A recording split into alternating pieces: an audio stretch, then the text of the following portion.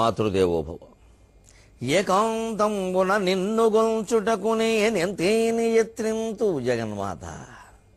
ఏకాంతంబున నిన్ను గొంచుటకునే నెంతేని యత్నింతు నాకీ కావ్యములు వృత్తి ధర్మములు దేవీ ఊపిరులు సల్పనీవు. నాకీ కావ్యములు వృత్తి ధర్మములు దేవీ ఊపిరులు సల్పనీవు. ఏ కోశంబున నా మనస్సు వినదు, ఏ కోశంబున నా మనస్సు వినదు, ఇంకీ దారి గోదారియేనా తల్లి, ఇంకీ దారి గోదారియేనా. కన్నందుకు నీకు తప్పదు గదా, కన్నందుకు నీకు తప్పదు గదా, నన్నద్దరించేర్పగన్. కన్నందుకు నీకు తప్పదు గదా, నన్నద్దరించేర్పగన్. ఏబిఎన్ ఆంధ్రజ్యోతి ప్రేక్షక మహాశయులందరికీ నవజీవన వేదం అనే కార్యక్రమంలో 870వ భాగానికి స్వాగతం పలుకుతాం. 50 ఏండ్లు పైబడినవి ఎందులకు ఎందున ఎందు చూచిన గుబలు గుయ్యుమన్నట్టుల గొట్టలుగా అవినీతి. ఈ బడాబాబుల స్వార్థ బుద్ధులకు భారతమాతయు ఖెన్నయ్యే శోభాబహుళంబుగాదగు త్రివర్ణ పతాకము కన్నులొత్తగన్. ఏ రంగంలో చూసిన అవినీతి. చివరికి దేవుడికి కానుకలేసి చోట కూడా మనం అవినీతి చేస్తున్నాం. చెల్లని నోట్లు పట్టుకెళ్ళి వేశారు తిరుపతిలో, 8.5 కోట్లు బుక్ అయిపోయినాయి. అంటే ఏమైపోయింది? ప్రజలు కూడా నాయకులను బట్టి ప్రజలు చెడిపోయారా, ప్రజలను బట్టి నాయకులు చెడిపోయారా? ఆ దేవుడికి తెలియాలి, 7 కొండల వాడికి తెలియాలి. ఒక చెల్లని నోటుని మనం హుండీలో వేస్తున్నామంటే ఎంత పాపం అంటే దేవుడికి తెలియదా మనం చేస్తున్న పని? 8 కోట్లు బహుశా వేసిన వాళ్ళు 1,00,000 మంది కలిపి అనుకుంటే మనిషికో 800 కదా. ఆ 1000 2000 మనమే పారేద్దాం అవతల, చిరినా చెల్లకపోయినా. అదెందుకు హుండీలో వేయాలంటే దాని ద్వారా కూడా ఏదో సంపాదించేద్దాం.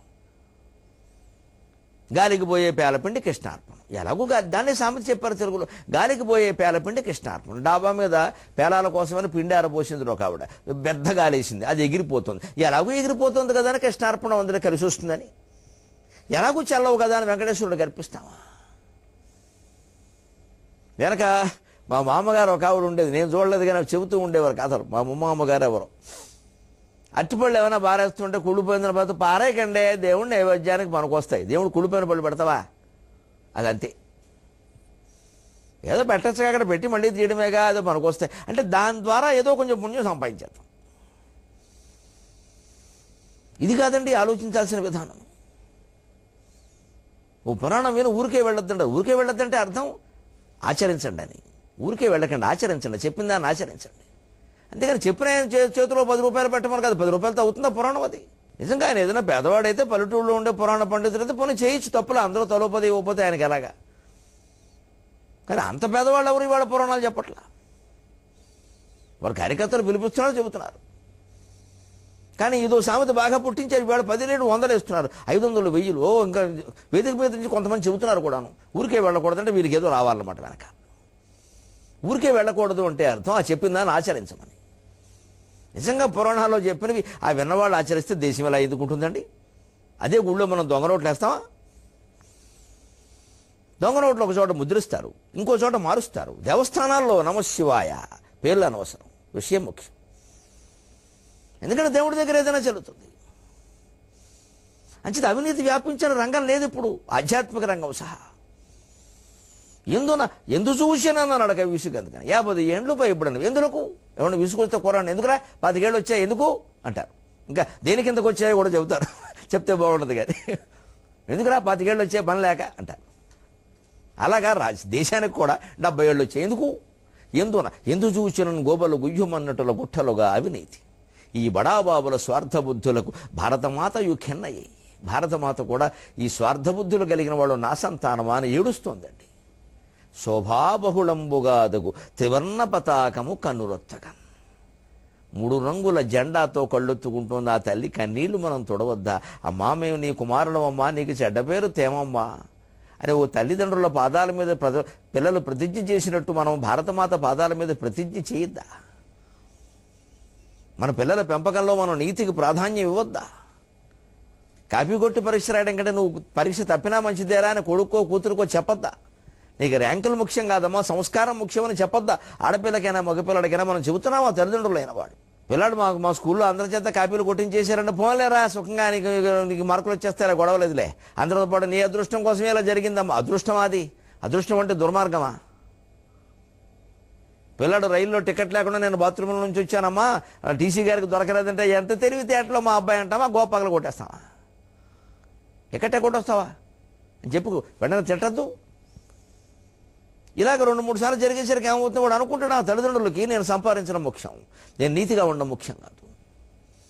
నీతి కోసం, ధర్మం కోసం పుత్రులు సహా సమస్త సంబంధాలని దూరం చేసుకున్నా మంచిదే అన్నటువంటి రాజకుటుంబాలు మనకున్నాయి కదండి. సత్యమునకై హరిశ్చంద్రు వంశమంతరించెడుగాక ఖడ్గమా నిశ్చలత గుణము మానినీ కంఠ రక్తము కూడా చవిచూడగలవు నిశ్చలత గుణము అని బలిజేపల్లి వారి పద్యాలు పాడాడండి హరిశ్చంద్రుడు ఈ నేల మీద.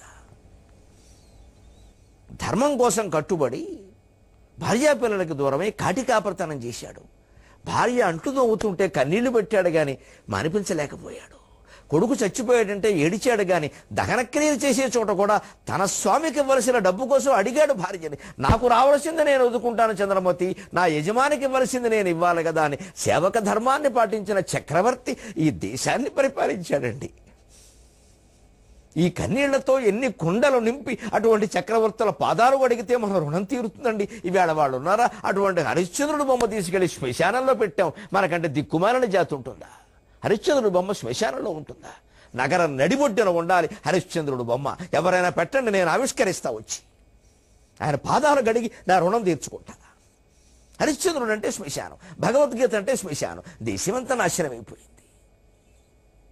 శ్మశానాల్లో ఉండాల్సిన వాళ్ళ వీళ్ళు. భగవద్గీతలు హరిశ్చంద్రుడు ఉండాల్సింది శ్మశానంలోన, మన జీవితాల్లోన. హరిశ్చంద్రుడు పొరపాటున ఆయన జీవితంలో 10 రోజులు కాటికాపుర పని చేసిన ఆయన శ్మశానంలో పడేశారు బయటికెళ్ళి. ఎక్కడా కట్టరు. పైగా ఈ దేశంలో ఒక సెంటిమెంట్ ఏమిటంటే హరిశ్చంద్రుడిని శ్మశానంలో బొమ్మ పెట్టడం మొదలు పెట్టాక ఇక ఆయనకి ఎవరైనా నడి రోడ్డు మీద విగ్రహం పెడితే సెంటిమెంట్ పెడతారు అక్కడ. శ్మశానంలో బొమ్మ వచ్చి అక్కడ పెడతా ఊళ్ళో వాడు బతకాల వద్దా? ఇప్పుడు వీడు బతకపోతే నష్టం ఏమిటో ఈ మాట్లాడేవాడు. హరిశ్చంద్రుడు బొమ్మ శ్మశానమా? భగవద్గీత శ్మశానమా? ఏం నేర్చుకున్నామండి? సత్యమునకై హరిశ్చంద్రుడు వంశం అంతరించడుగాక. భార్యాపిల్లల చేతం కోల్పోవడానికి సత్యం కోసం, ధర్మం కోసం నేను సిద్ధంగా ఉన్నాను అన్నాడే హరిశ్చంద్రుడు. తాను ఇచ్చినటువంటి మాట నిలబెట్టుకోవడానికి 12 ఏళ్ళు అరణ్యవాసం, ఏడాది అజ్ఞాతవాసానికి ఒప్పుకుంటే భీముడు, అర్జునుడు, ద్రౌపది అందరూ సహా వెక్కిరించినా సరే, ఆక్షేపించినా సరే వస్తే నాతో రండి లేతే నేను కొడుతున్నా అని వెళ్ళిపోయాడే ఈ దేశాన్ని పాలించిన ధర్మరాజు. అటువంటి ధర్మరాజుని పేకాటమయం చేశాం, హరిశ్చంద్రుని శ్మశానమయం చేశాం. 18 అధ్యాయాలు భగవద్గీతని వల్లకాట్లో పారేశాం. అక్కడ పాడుతున్నాం పట్టుకెళ్ళి. ఏపది ఎండ్లు పైబడినవి, అందుకే స్వభావబహుళంబుగాదగు త్రివర్ణ పతాకము కన్నులొత్తక. ఏమీ లేక తల్లి ఆ చీరకొంగు గంట కనీసం జెండాతో కళ్ళొత్తుకుంటే వీళ్ళకి తెలుస్తుంది జెండా విలువేమిటో అని. జెండాతో కన్నులొత్తుకుంటుందని రాశాడు కవి. సహజముగ పండు నేలలు చాలగలిగి జీవధారలు ప్రవహించు చేవగలిగి అతి పురాతన సంస్కృతి ఖ్యాతి కలిగి బడుగు దేశం మనటి మాట పరుదురెట్లు. ఇక వ్యవసాయం ఎలా ఉందో చెబుతోంది ఈ దేశంలో. సముద్రం, పారిశ్రామిక రంగం, వ్యవసాయ రంగం స్వాతంత్రం సంపాదించిన తర్వాత ఏమైందో చూడండి అయ్యా. బ్రిటిష్ వాళ్ళు ఉన్నప్పుడు వాళ్ళని ఆక్షేపించారు, పీల్చి పిప్పి చేశారు అన్నారు. మీ ధాన్యాలన్నీ రవాణా చేసుకోవడం కోసం రైలు మార్గాలు వేసుకున్నారు, అంతేగాని మన జాతి అభివృద్ధి కోసమా అని ఉపన్యాసాలు మీ నాయకులు ఇస్తే నిజమే కదా, వాళ్ళు నిజమే చెప్పారు, మీరు నమ్మారు. మరి మీరు వచ్చాకైనా దేశం బాగుపడడానికి చేయాలి కదా. మరి వ్యవసాయానికి పనికొచ్చే భూములన్నీ చేపల చెరువులు ఎలా అయ్యాయండి? వ్యవసాయ భూములన్నీ పారిశ్రామిక క్షేత్రాలు ఎలా అవుతున్నాయండి? అన్నమేమైపోవాలండి? సహజముగ పండు నేలలు చాలగలిగి. ఈ దేశంలో ఎవరు పండించాల్సిన పని కూడా లేకుండా ఊరికే కంది చేను, పెసర చేను, మినప చేను, వరి చేను ఏదైనా సరే ఆ వదిలేసిన ధాన్యపు గింజలు అక్కడ మిగిలిపోతే ఎప్పుడో వాన కురిస్తే అవి మళ్ళీ మొలకెత్తుతాయండి. హాయిగా ఓ కుటుంబానికి సరిపడగా ఉంచవృత్తితో బతికి ఇచ్చు ఆ గింజలు ఏరుకుని తిని, పూటకో ముద్ద తిని అలా బతికిన వాళ్ళు ఉన్నారు, మహానుభావులు, మహర్షులు. ఎవ్వరూ శ్రమ పడవలసిన అవసరం లేకుండా సహజంగానే పండేస్తాయండి. మురిక్కాలవల పక్కన పూలు పూస్తూ ఉంటాయండి. ఆశ్చర్యం, ఎన్ని రంగుల పూలండి, ఎన్ని రంగుల పూలండి. మురిక్కాలవ అండి అక్కడ ఉన్నది, పక్కన రంగురంగుల పూలండి. ఏం ఆశ్చర్యకరమైన దేశం ఇది. ఎవరు నీళ్లు పోశారు వాళ్ళకి? సికింద్రాబాద్ స్టేషన్లోకి రైలు వస్తూ ఉంటే అందరూ రైలు దిగుదాం ఆలస్యమైందని బాధపడుతూ ఉంటే నేను పక్కలకి చూస్తాను. ఎందుకంటే ఇటు అటు రంగు రంగుల పూలు, పంచవర్ణల పుష్పాలు ఉంటాయండి. రైలు కట్ట పక్కన ఎవరు నీళ్లు పోశారు వాటికి? ఏమి నా దేశం అనుకుంటాను నేను. సహజముగ పండు నేలలు చాలగలిగి, జీవధారలు ప్రవహించు చేవగలిగి, గంగా, గోదావరి, కృష్ణ, యమున ఎంత జీవధారలివి.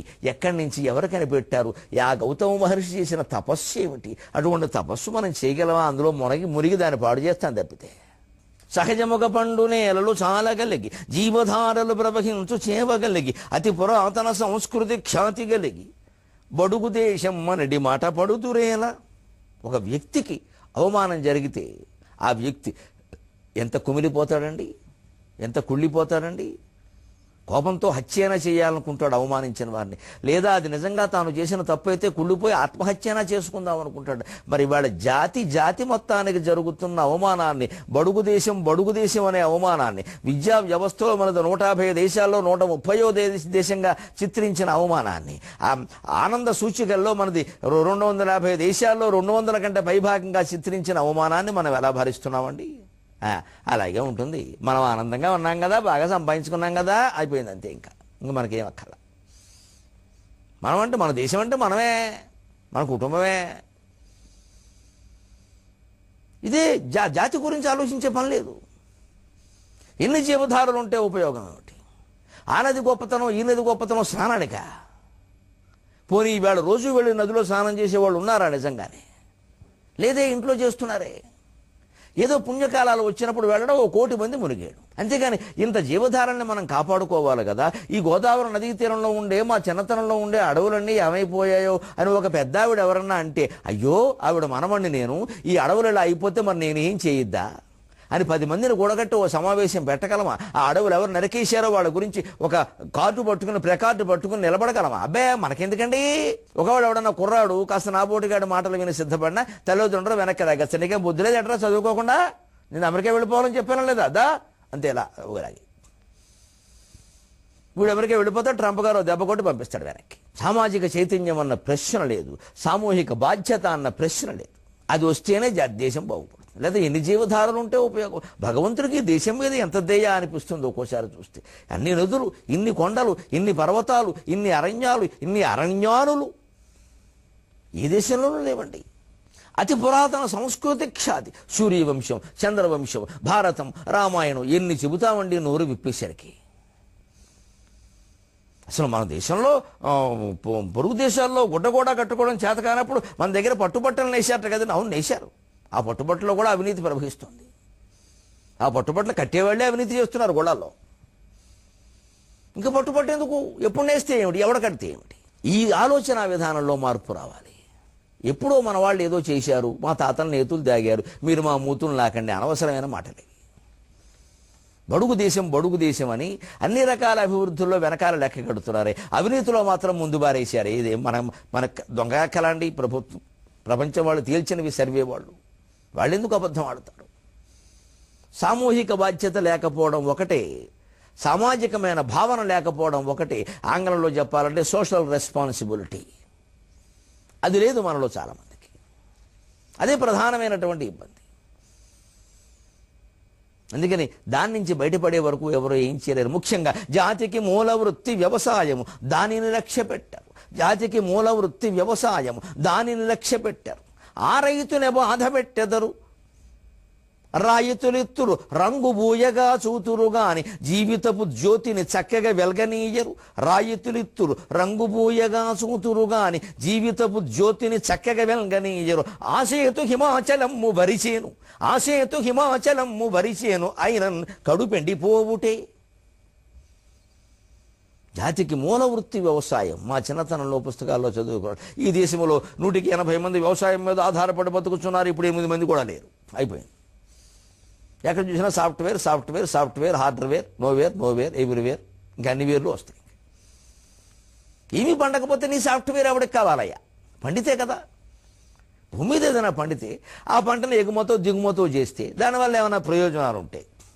అదేమైనా రకరకాలుగా ఉపయోగపడితే అవన్నిటికి సంబంధించిన సమాచారం ఒక చోట చేర్చడానికి సాఫ్ట్వేర్ కానీ ఈ కంప్యూటర్ పట్టుకెళ్ళి నేల మీద పెడితే నేల మీద ఏం పండదు కదా. అక్కడ రైతు విత్తనం నాటాల్సిందే కదా, దేవుడు వాన కురిపించాల్సిందే కదా, ఎద్దులు నాగలి పెట్టి దున్నాల్సిందే కదా. మరి ఆ రైతుకేం ప్రాధాన్యం ఇచ్చాం మనం? దానిని లక్ష్య పెట్టారు. మూలవృత్తి వ్యవసాయం. ఆ రైతునే బాధ పెట్టేతారు. ఏమన్నా అంటే ప్రభుత్వాలు మళ్ళీ మాట లేకుండా ఈ మధ్య ఒక కొత్త విధానం మొదలెట్టే, పనికి ఆహార పథకం అయిపోయింది, మొత్తం పనులు ఆగిపోయినాయి, మేమే పని కల్పిస్తాం. కల్పించాం 400 ఇస్తున్నారు బట్టికెళ్ళి. ఇచ్చి ఈ మధ్యలో ఉండే ఏజెంట్ 100 మింగేస్తున్నాడు, 300 వాడికి ఇస్తున్నాడు, గంట పని చేసి పొమ్మని చెబుతున్నాడు. వాడు ఇక్కడ పోసిన మట్టి అక్కడ పోస్తున్నాడు, మన్నాడు వచ్చి ఈ మట్టి మళ్ళీ అక్కడ పోస్తున్నాడు. వెరసి ఎక్కడ వేసిన గొంగళి అక్కడే. ఇంటికి వెళ్ళి టీవీ చూస్తున్నాడు. పైగా ఈ కారణంగా ఖాళీ పెరిగి దుర్వ్యసనాలకు లోనవడమే కాకుండా టీవీలో రకరకాల ధారావాహికలు చూడడం వల్ల రాగద్వేషాలకు బాగా లోనవుతున్నాడు. అందుకే రకరకాల దుర్వార్తలే మనం వింటాం. మనిషి ఖాళీ ఉండకూడదు. ఖాళీగా ఉన్నవాడి మనస్సు దెయ్యాల ప్రయోగశాల, దెయ్యాల విహారశాల. చదువుకున్న కుర్రాడు కానీ చదువుకున్న అమ్మాయి కానీ ఖాళీగా ఉండకూడదు. ఉద్యోగమైనా చేయాలి, పెళ్ళి అయినా చేయాలి, ఏదో కార్యక్రమం చేస్తాడు, ఉపయోగపడుతుంది, కనీసం బాధ్యత అయినా పెరుగుతుంది. లేకపోతే అలాగుంటే రకరకాలుగా తిరుగుతాడు, చెడిపోతాడు. ఇప్పుడు శుభ్రంగా దుఃఖంలాగా పనిచేయగలిగిన వాళ్ళకి ఖాళీ కల్పిస్తున్నారు. ఎందుకంటే అక్కడ అవినీతిని అరకట్లేకపోతున్నారు, ఎవరికో ఇస్తున్నారు, పట్టుకెళ్ళి వాళ్ళు మధ్యలో లాగేస్తున్నారు. ఇంక ఉపాధి ఏమైంది? పనిచేయకుండా ఎవరు నిజాయితీగా వ్యవసాయం చేసే రైతులు ఎవరైనా కూలి పనికి పిలుద్దామంటే ఎవడొస్తాడా ఆయనకో 400 గాళ్ళు ఊరికే ఇస్తుంటే నువ్వు 800 ఇస్తావో చెప్పు, నాకు మధ్యాహ్నం పడుకుంటాను, నువ్వు ఒక టీవీ పెట్టాలి, డిమాండ్. నాకు సాయంత్రం 6 దాటిందంటే మరి చూసుకో, మరి అది కూడా ఇవ్వాలి, లేకపోతే ఉంటాను. ఇంక అది ఇచ్చాక పని ఏమిటి? పల్లెటూళ్ళలో వ్యవసాయ రైతులు చెప్పారు నాకు, ఇలా అడుగుతున్నారండి బాబు అని. కొంచెం కాస్త పొద్దుకోక పని చేయమంటే అడుగుతున్నారండి సీసా. ఎంత మార్పులు వచ్చేసేయండి, ఎంత దారుణంగా. రాయితీలు వీళ్ళుస్తున్నారు, రంగు పూసేస్తున్నారు. వాళ్ళు అనుకుంటారు మళ్ళీ వాళ్ళకేసేద్దాం, మనకి ఎందుకు వచ్చిన కూడా అని ఓట్లేసి పారేస్తున్నారు. రాయితులెత్తులు రంగు పూయగా చూతురు కానీ జీవితపు జ్యోతిని చక్కగా వెలగనీయరు. అసలు ఆ జీవితం అనే జ్యోతిని ఆయన వెలుగుంచుకోనివ్వండి. ప్రమిదయ్యవచ్చు, నూనె పోయొచ్చు, ఇంకా ఆ వెలగడం బాధ్యతని ఆయన చూసుకోవాలా. మేము మొత్తం కరెంటు దీపం ఇస్తాను నీకంటే శుభ్రంగా ఇస్తున్నాం కదా అసలు నూనె కొనుక్కోవడం కూడా మానేశాడు. అవకాశాలు ఎప్పుడు బడుగు బలహీన వర్గాలకైనా ఎవరికి ఉపకార వేతనాలు ఇచ్చినా చదువుకునే అవకాశం ఇవ్వాలి. చదువుకోకపోతే వెంటనే అవకాశం ఆపేయాలి. చదువుకు ఉపకార వేతనం స్కాలర్షిప్ ఏ వర్గానికి సంబంధించిన విద్యార్థికైనా ఇచ్చారు అంటే ఏడాదికోసారి ఫలితాలు చూసి సరైన మార్కులు రాకపోతే బాబు నువ్వు చదువుకుందుకు ఇచ్చావు, అది నువ్వు చదువుకోవట్లేదు కాబట్టి ఇది రద్దు. విద్యార్థులైనా ఎవరైనా చక్కని కఠినమైన చర్య తీసుకునేలా ఉండాలి. అంటే ముందు తీసుకునే వాళ్ళలో లోపం లేకుండా ఉండాలి. వీళ్ళ అబ్బాయి అందులో ఉంటాడు ప్రధానంగా, దొంగ సర్టిఫికెట్ పెట్టి. ఇంకెక్కడి నుంచి వస్తుంది? ఇవాళ మార్కులు కాదు, హాజరయ్యావా లేదా అని కూడా అడగడానికి వీల్లేదు. స్కాలర్షిప్ ఇచ్చేయవలసింది. లేకపోతే కుల సంఘాల వాళ్ళు వచ్చేస్తారు. వాళ్ళకి ఏమైనా మొత్తం ఉండాలా వద్దా? కుల సంఘం దేనికి? స్వార్థాని కోసమా, దేశం కోసమా? పరీక్ష ఫలితాలు అడగద్దు విద్యార్థుల్ని. కనీసం హాజరయ్యావా లేదా కూడా లేదు. 75% హాజరు ఉండాలి. ఉండడండి, మా వాళ్ళు రారండి, చదవరండి, మీరు ఇవ్వాల్సిందేనండి. ఎక్కడి నుంచి? మొత్తం దేశం నాశనం అవుతుంది. అవనండి, అంతే. మరి ఇంక దేశానికి ఏం పేరుంటుంది? జాతికి మూల వృత్తి వ్యవసాయము, దానిని లక్ష్య పెట్టరు. ఆ రైతునే బాధ పెట్టెతరు. రైతులిత్తురు రంగు పూజగా చూతురు గాని జీవితపు జ్యోతిని చక్కగా వెలగనీయరు. ఆసేతు హిమాచలము వరిచేను అయినను కడు పెండిపోవుటి. రైతులకి రైతు కూలీలకి ఉపాధి కల్పించడం అంటే పనులు ఎగ్గొట్టడానికి కాదు, పనులు సక్రమంగా చేయడానికి అవకాశం ఇవ్వడం వారికి. ఆ అవకాశాన్ని వినియోగించుకోకపోతే కఠినంగా ఉండాలి. కఠినంగా ఉండాలంటే మళ్ళీ నెగ్గాలని కోరుకోకూడదు. సమస్యది. సమస్య ఎక్కడ వస్తుంది? ఎందుకంటే ఇప్పుడు ఇంకా 2 ఏళ్ళు ఉన్నాయండి. అప్పుడే ఉభయ రాష్ట్ర ప్రభుత్వాల వారు కూడా వచ్చే ఎన్నికల గురించే మాట్లాడుతున్నారు. ఇంకా కొంతమంది మూర్ఖులు 2024 గురించి కూడా మాట్లాడేస్తున్నారు. అప్పుడే ఎంతంత ఆశ. హీరోయిజాన్ని పెంచి పోషిస్తున్నారు. మనకు నాయకత్వం కావాలా, హీరోయిజం కావాలా? హీరోయిజం సినిమాల్లో ఉంటుంది, నాయకత్వం ప్రజా జీవితాల్లో ఉంటుంది. సినిమాలో నటించే వాళ్ళ నాయకుడు నాన్న ప్రత్యేకంగా హీరో అంటారు. ఆ మాటే వేరు, దాని అర్థమే వేరు. ప్రజల్లో ఉన్నవాళ్ళ నాయకుడు అంటాడు. ఎవరికైనా సేవ చేస్తే సేవకుడు అంటారు. 10 మందికి సేవ చేసేవాడు నాయకుడు అంటారు. జీవితపు జ్యోతిని వెలగనీయడం అంటే అవకాశం ఎక్కడైతే లేదో ఆ ఇచ్చిన అవకాశాన్ని వినియోగించుకోలేదు, అది రద్దే. వాళ్ళ కోపం వస్తుంది. వెంటనే కుల సంఘాలు సమావేశం అవుతారు. మా ఓట్లు మీకు, మీ ఓట్లు మాకు అక్కర్లేదు, మాకు ధర్మం కావాలి. చాలా విచిత్రంగా ఉంటాయి ఈ మాటలు. మీ ఓట్లు మాకు అక్కర్లేదు, మాకు ధర్మం కావాలి, మా బాధ్యత మేము చేస్తున్నాం, మీకు ఇష్టమైతే వేయండి, లేకపోతే లేదు. కొన్నాళ్ళకి వ్యవస్థ సరుగుతుందండి. ప్రధానమంత్రి ఆ దిశగా ప్రయాణం చేస్తున్నాడు. లేదా పెద్ద నోట్లు రద్దు చాలా సాహసోపేతమైన చర్య, ఆయన చేసేవాడు కాదా పని. మళ్ళీ నెగ్గకపోయినా పర్వాలేదు అనుకుని చేస్తున్నాడు ఆయన. శాశ్వతంగా పరిపాలించాలన్న దృష్టి ఉన్నవాడు ఇలాంటి పనులు చేయడు. ప్రజాకర్షక పథకాలన్నీ పెట్టుకుంటూ కూర్చుంటాడు. శాశ్వతంగా మనం పీఠం మీద ఉండడం లెక్క కాదు, ఉంటామని కూడా లేదు, అదో అమాయకత్వం. దేవుడు తలుచుకుంటే క్షణంలో లేపేస్తాడు. ఎఫ్ పుమాన్ అద్య తేజస్వి, యోగ వాసిష్ఠంలో చెబుతారు, ఎఫ్ పుమాన్ అద్య తేజస్వి మండలాన్యతిష్టది సభస్మకూడతాం రాజన్ దేవసేరధిగచ్చతి. నిన్నటి వరకు సింహాసనం మీద మహారాజులా వెలిగిపోయిన వాడు ఇవాళ వల్లకాట్లో బూడిదైపోయాడు, చూసుకోవయ్యా అంటాడు యోగ వాసిష్ఠం. అది ప్రజలే కాదు, నాయకులు ముఖ్యంగా గుర్తుపెట్టుకోవాలి. మనం అనుకున్నట్లు సాగవండి, చాలా మార్పులు వచ్చేస్తాయి. అంత మాత్రానికి మంచి పేరుతో వెళ్ళిపోవడమే మంచిది కదా. ఈ కొంప ముంచే పేరు మనకెందుకు? ఇలా ఆలోచిస్తే రాజకీయాలు బాగుపడతాయి. అంతేకాదు, ఆ సేతు హిమాచలము వరిచేను, ఆయనను కడుపెండి పోగొట్టే. నీకు ఉపాధి అవకాశం కలిగిస్తాం, ఆ ఉపాధిని నువ్వు నిలబెట్టుకోకపోతే పోతుంది, మేమేం చేయాలి? సంపాదించుకునే అవకాశమే కలిగించాలి. సంపాదించవలసిన అవసరం లేకుండా మనమే బహుమతుల కింద ఇచ్చేస్తూ ఉంటే ఇక వాడికి సంపాదించాలనే కాంక్ష ఉండదు, కొన్నాళ్ళకి సంపాదించే ఓపిక కూడా ఉండదు. చాలా ప్రమాదం అది. జాతి మొత్తం నిర్వీర్యమైపోతుంది. అది అలా కాకుండా ఉండాలంటే నాయకులు వాళ్ళ నుంచి ఏమీ ఆశించకూడదు. మళ్ళీ అధికారానికి రావడం సహా అవసరం లేదు, రాకపోతే నష్టమేలా, ఇంకో పార్టీ వస్తుంది. అసలు నిజంగా మేలు జరిగితే ఎప్పుడైనా కాస్త ఆలస్యమైన ఔషధంలా దాన్ని గ్రహించి ప్రజలు మళ్ళీ ఎన్నుకుంటారు. అది పెద్ద విషయం కాదు. ఎన్నుకోకపోయినా వారి ఇష్టం మనకు అనవసరం. అంతా మన మనస్సులో ఉంది. అందుకే మనస్సే కారణం ప్రపంచానికి అన్నారు. ఆ మనస్సును మార్చుకోవడం, ఏవేవో పద్ధతులు మారాలంటాడు, ఎక్కడి నుంచి మారతాయి? ఆ సేతు హిమాచలము వరిచేను. ఇక్కడ మొత్తం సముద్ర సీతాచలం దగ్గర నుంచి సేతు వరకు, మొత్తం రామసేతు వరకు అంతా వరిచేనే. భారతదేశం ప్రధానముగా వ్యవసాయక దేశము అని మొత్తం పుస్తకాలంతా రాసుకోవడమే. అయినా కడుపెండి పోవుటే, అయినా తిండి లేక చచ్చిపోతున్న వాళ్ళు చాలామంది ఉన్నారు. తిండి ఎక్కువ, పిజ్జాలు బర్గర్లు సగం తిని బారేస్తున్న వాళ్ళు చాలామంది ఉన్నారు. ఎక్కడుంది సమన్వయం? పురుగు సావలేదు పుట్టి ముంచెనుగా అని రాజ్యమేలు వారి ప్రజ్ఞలివ్వి. పత్తి రైతుల ఆత్మహత్యలు ఎందుకు జరిగాయి? పురుగు చావలేదు పుట్టి ముంచెనుగా అని రాజ్యమేలు వారి ప్రజ్ఞలివ్వి. దూది నమ్మి రైతు బూది అయ్యే, ప్రతి ఒత్తి కాదు మెత్తని కత్తిరా, ప్రతి ఒత్తి కాదు మెత్తని కత్తిరా, దూది నమ్మి రైతు బూది అయ్యి. ఆశ్చర్యం, పత్తి పంట పెరుగుతూ ఉంటే పురుగులు పడితే ఆ పురుగుల మందు కొంటే ఆ పురుగుల మందు పనిచేయలేదండి. అదే పురుగుల మందు తాగి రైతు చనిపోయాడండి. మా మిత్రుడు పాపినేని శివశంకర్ అద్భుతమైన కవిత రాశాడు. పురుగుల్ని చంపలేని మందులు రైతు ప్రాణం తీయగలిగినప్పుడు నేరం ప్రకృతిదని సింహాసనం తేల్చేస్తుంది, మందుల్లో కల్తీ లేదని సింహాసనం తేల్చేస్తుంది. పండించే నేల ఆకాశమై తిరగబడినప్పుడు ఇలా రాశారండి కవిత్వం. మనమేముంది? పొద్దున్నే సంచలన వార్తలు టీలో నంచుకునే వాళ్ళకి ఒక క్షణం ఆశ్చర్యం, మళ్ళీ ఎవడి మురుగుంటలో వాడే. మనమంతా అంతే, ఎవడి మురుగుంటలో వాడే. ఒకసారి చూడడం అలాగా అనుకోవడం, మళ్ళీ ఎవడు మురుగుంటలో వాడే. 6 ఏళ్ల అమ్మాయిని 7గురు అత్యాచారం చేశారట, వార్తల్లో చూసామనుకోండి మనం, హాయ్ బాబోయ్ కలికాలం అమ్మాయి ఎలాగే చెబుతారమ్మా అనుకోండి. కానీ ఆ 7గురులో మన వాడు ఉండకూడదు కదా.